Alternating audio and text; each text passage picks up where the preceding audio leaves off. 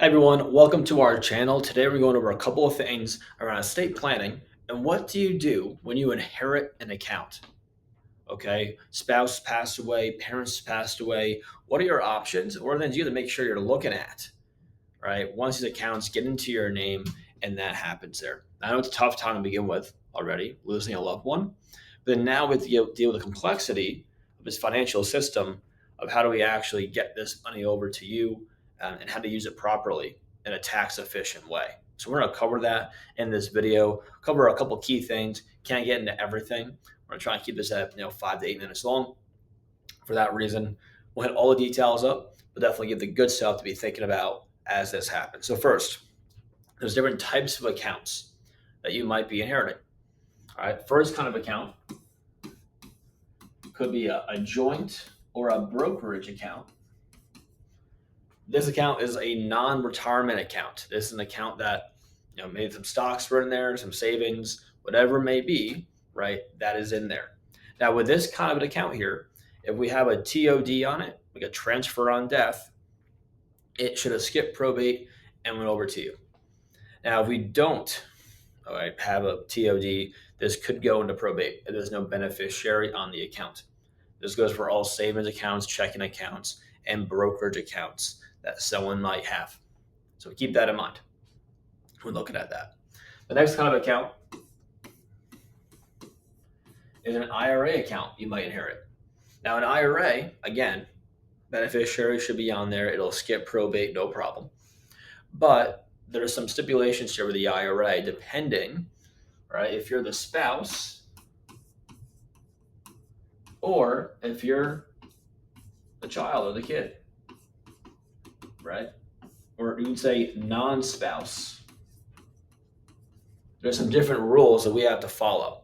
We're going to go over that in a little more detail on how that works. Another account you could inherit too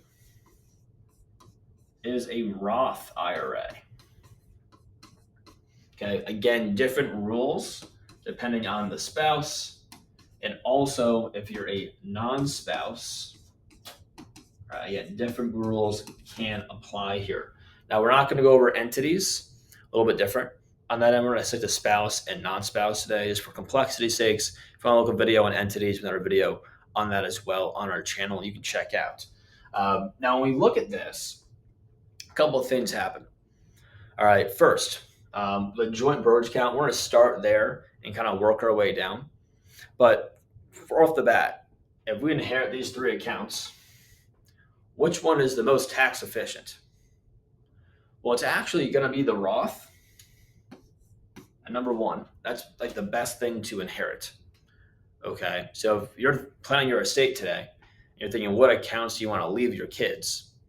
The Roth IRA typically is the best to leave. We'll describe why here in a second. The second best is going to be your joint account and your brokerage, joint or brokerage or individual account that you have.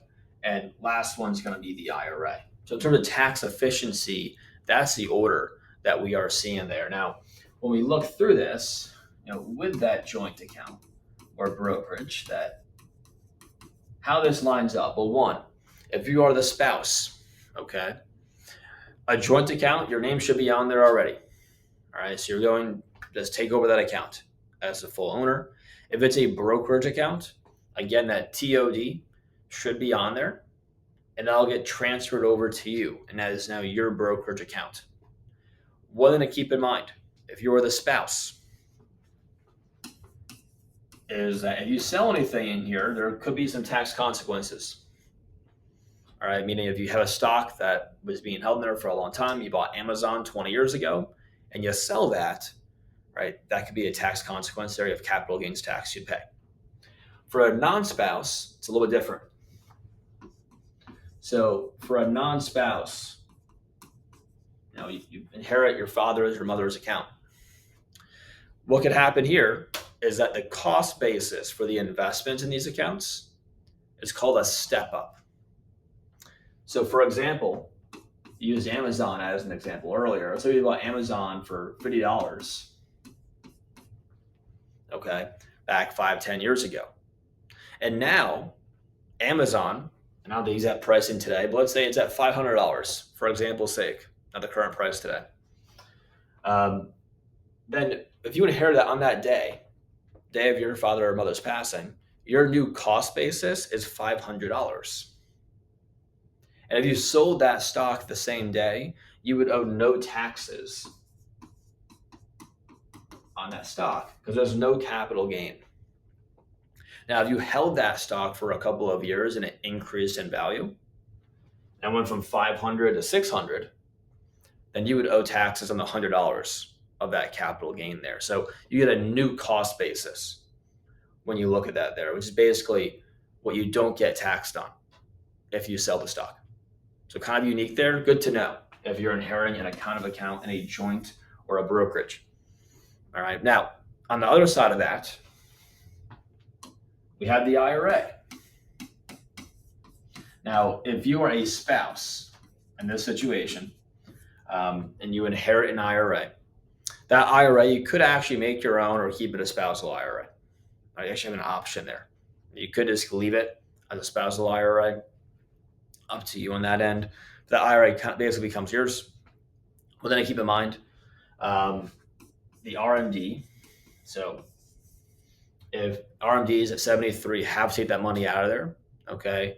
If your husband or wife was at the RMD age, you still have that RMD to pay with an IRA. So keep that in mind if you inherit these accounts. Yeah, keep it. That's why it's really better to keep it separate. Have a separate spousal IRA that you keep on there, just keep track of that and what that looks like there. Now, on the other side of this, the non-spouse, if you inherit an IRA, a couple of things happen here. One, the investments can stay the same. You can change them, right? There's no tax consequence for changing the investments as long as it stays in the IRA. But we have to have 10 years. We have 10 years to pull this money out of the IRA and pay taxes on it. That's the new rule. Okay, so 10 years we have to take this money out and pay taxes on it. So if you got $1 million in your IRA, you got 10 years to take money out of that inherited IRA. You cannot combine this with your IRA. It gets taxed differently. It has to stay an inherited IRA account, right? A special account that you have to keep it in to make sure you can track for the IRS on when you owe those taxes down the road. At year 10, you have to take all the money out and pay taxes on it. You don't have to take it out every year in those 10 years. You might want to, otherwise you might have this giant account that gets liquidated all in 1 year, and you pay ordinary income tax, with IRA money. So you're going to pay ordinary income tax and all that. Something to keep in mind. Okay. Now on the other side of this, opposite of the IRA is the Roth account. So a couple of things here. Roth accounts do not have an RMD, so it's not an RMD concern on that end. Also, with a Roth account, if you're the spouse, when you inherit this account, again, you can leave it in there, grow it, take money out tax-free. There's no taxes on a Roth IRA that you would owe. Now, if you're a non-spouse, and this is why it's the most tax-advantaged account out there, you can leave the money in the Roth IRA and have it grow for 10 years. You don't have to take it out of there. So it's still this 10-year rule, but that rule actually benefits you because now you can leave it in there for 10 years, have it grow. Let's say you, again, inherit $1 million, and over 10 years, money grows at 7% a year. It should double. So the million becomes 2 million. Now you can take that 2 million out tax-free. You owe no taxes on it whatsoever. So you get the money is tax-free, but also the growth the next 10 years is also considered tax-free as well. So when we look at this, kind of different ways, different accounts that we're working with, when you're inheriting this money, it's really important to know what are the rules behind it, right? What stuff you might want to use maybe for the estate or some leftover bills you got to pay, what accounts you might want to use for that, and what accounts you might want to keep invested inside of there or have a game plan to take out over the next 10 years. But I would say to kind of wrap this up, the brokerage account, that's money you might want to use right away. Right? There's probably no tax consequence by taking it out earlier. You could leave it in there and have it grow as well, but kind of more liquid, you could say. Your IRA, you have to take out over 10 years. So maybe that year one, you might want to take some money out of there to pay some bills that might be remaining going on. And the Roth account, you might want to leave the money in there. Now, different circumstances, right, kind of happening there, but you might want to leave the money in there and let it grow for 10 years. So you get that tax-free growth within there. So when you inherit some money, important to know, one, what to do with that money today, but also the game plan for the next 5-10 years when looking at this. So hope you enjoyed the video. Like and subscribe if you haven't done so already. It really means a lot to us. Any questions, let us know. We'll see you next time. Thanks.